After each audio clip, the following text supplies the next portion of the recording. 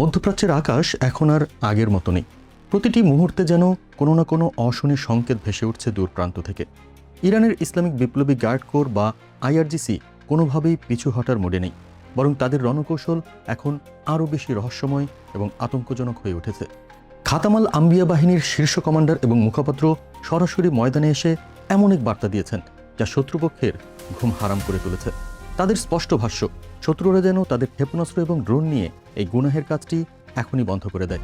তারা আরও জানিয়ে দিয়েছে যে এই পথ ধরে গেলে শত্রুরা এমন এক বিভ্রান্তির মধ্যে পড়বে যে নিজেদের অবস্থানই আর বুঝতে পারবে না।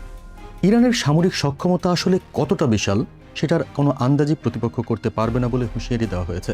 তাদের দাবি, তাদের মিসাইল বা ড্রোন উৎপাদনের যে অদম্য পর্যায়, পৃথিবীর কোনো শক্তি সেখানে কখনোই পৌঁছাতে পারবে না।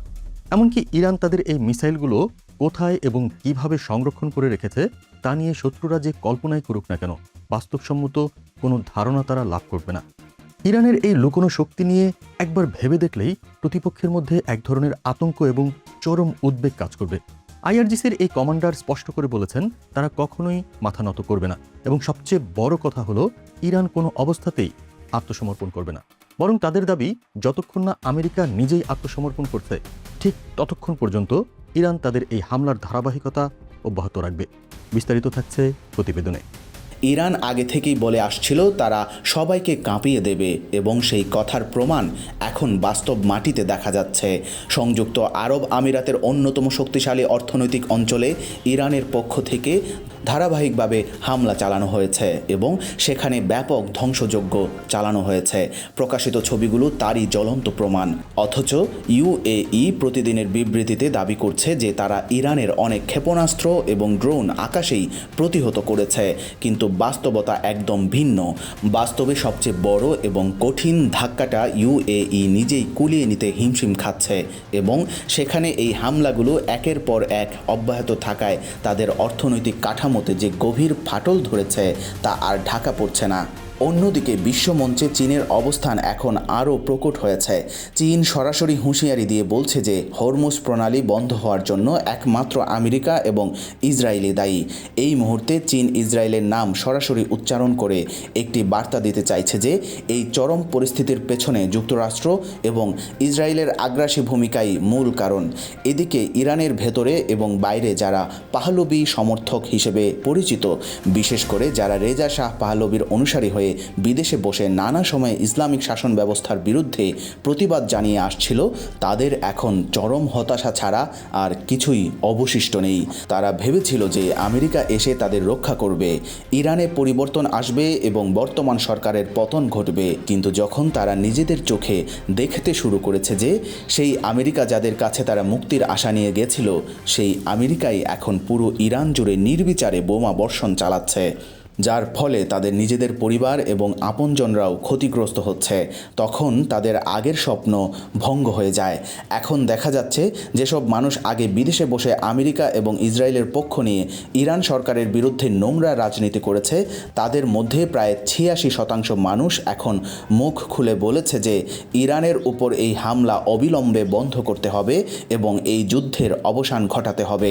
তারা এখন নিজেরাই বুঝতে পেরেছে যে তারা কতটা বিভ্রান্ত ছিল এবং নিজেদের দেশের বিরুদ্ধে এভাবে ষড়যন্ত্রে লিপ্ত হওয়ার মাসুল তাদের কেন দিতে হচ্ছে। এই যুদ্ধের প্রভাব এখন শুধু মধ্যপ্রাচ্যেই সীমাবদ্ধ নেই, তা ছড়িয়ে পড়েছে গোটা বিশ্বে। অস্ট্রেলিয়ার অবস্থা এখন চরম সংকটের মুখে পরিণত হয়েছে।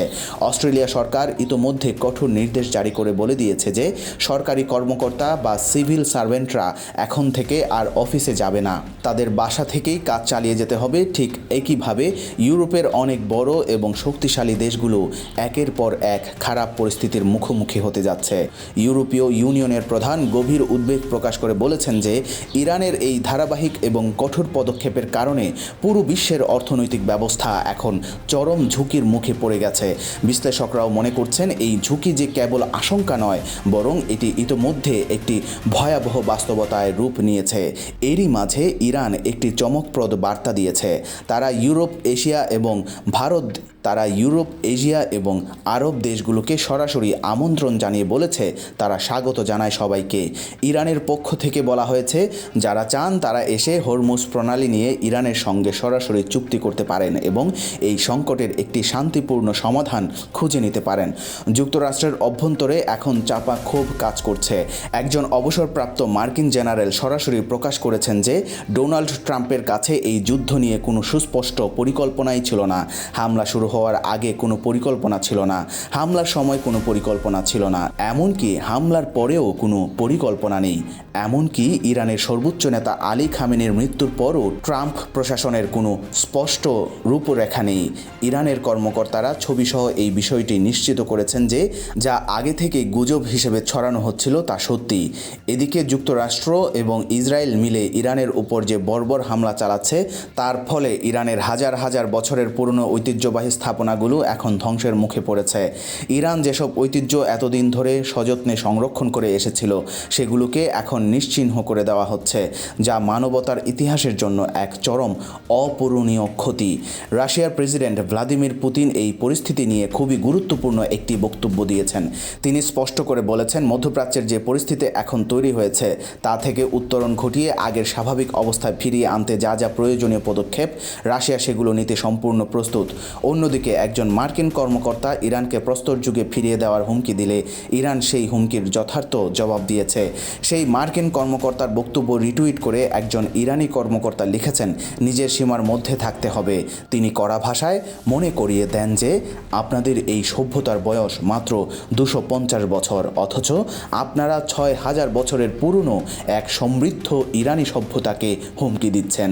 ইরানি কর্মকর্তার ভাষ্য ছিল হলিউডের সিনেমার নায়ক হওয়ার বিভ্রম যেন তোমাদের মাথায় ঢুকে গেছে।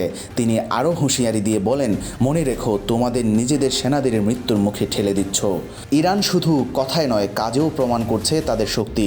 তারা মার্কিন কোম্পানিগুলোর উপর সরাসরি হামলা চালিয়েছে এবং সেই হামলার ভিডিও প্রকাশ করেছে। সবচেয়ে আশ্চর্যের বিষয় হলো যেসব ক্ষেপণাস্ত্র মার্কিন কোম্পানিগুলোর দিকে ছোঁড়া হয়েছে সেগুলোর গায়ে যুক্তরাষ্ট্রের ভেতরে চলমান বিক্ষোভের ছবি এবং পোস্টার লাগানো ছিল। এই হামলায় শত শত ইরাকি যোদ্ধা শহীদ হয়েছেন। তাদের জানাজার ছবিগুলো যেন পুরো বিশ্বকে এক নীরব প্রশ্নের সম্মুখীন করছে। এই যোদ্ধারা কেউ ভয় পায়নি। তারা ভালো করেই জানতো যে আমেরিকা এবং ইসরায়েলের কাছে অত্যাধুনিক এবং ধ্বংসাত্মক অস্ত্র রয়েছে। তারা জানতো ইরানের জন্য লড়াই করলে তাদের উপর মৃত্যুর আঘাত আসবেই, কিন্তু এই নিশ্চিত মৃত্যুর আশঙ্কা থাকা সত্ত্বেও তারা একটি চোখ ও না কুঁকড়ে ইরানের জন্য নিজেদের বুকের তাজা রক্ত উৎসর্গ করেছে। তাদের এই আত্মত্যাগ একদিন না একদিন ইতিহাসের পাতায় সোনালী অক্ষরে লেখা থাকবে।